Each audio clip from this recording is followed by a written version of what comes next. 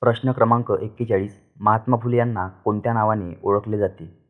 ए. लोकमान्य, बी. Mahatma, C. राष्ट्रपिता, D. Karmaveer.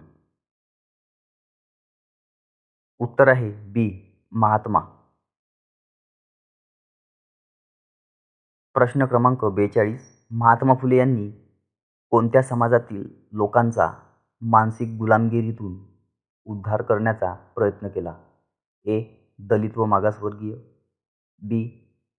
ब्राह्मण, C. व्यापारी वर्ग, डी. राजघराणे. उत्तर आहे ए. दलित व मागासवर्गीय. प्रश्न क्रमांक 43. महात्मा फुले यांनी कोणत्या वयात विवाह केला? ए. 10, बी. 12, सी. 13, डी. 15. उत्तर आहे सी. 13. प्रश्न 44. महात्मा फुले यांनी कोणत्या धर्मग्रंथाचा विरोध केला? ए. वेद व Manusmriti, B. Quran, C. Bible, D. Dhammapada. उत्तर आहे ए.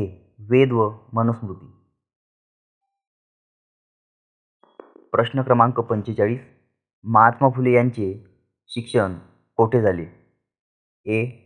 मिशनरी शाळा पुणे, बी. बनारस विद्यालय, सी. कोलकाता, डी. घरच्याच गुरुकुलात. उत्तर आहे ए. मिशनरी शाळा पुणे. प्रश्न क्रमांक 46. सावित्रीबाई आणि ज्योतिराव फुले यांनी पुण्यात किती शाळा सुरू केल्या? ए. 1, बी. 5, सी. 18, डी. 52. उत्तर आहे सी. 18. प्रश्न क्रमांक 47.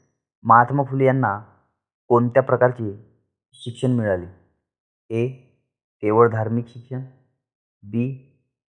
आधुनिक शिक्षण, सी. घरगुती शिक्षण, डी. शिक्षणच झाले नाही. उत्तर आहे बी. आधुनिक शिक्षण.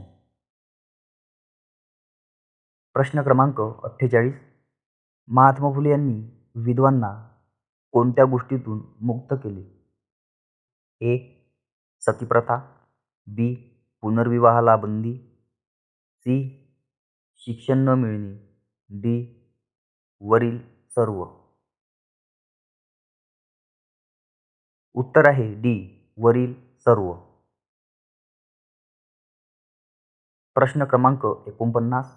महात्मा फुले यांनी कोणत्या आंदोलनाला चालना दिली? ए. ब्रिटिश विरोधी चळवळ, बी. स्वदेशी चळवळ, सी. सामाजिक समता चळवळ, डी. औद्योगिक चळवळ. उत्तर आहे सी. सामाजिक समता चळवळ.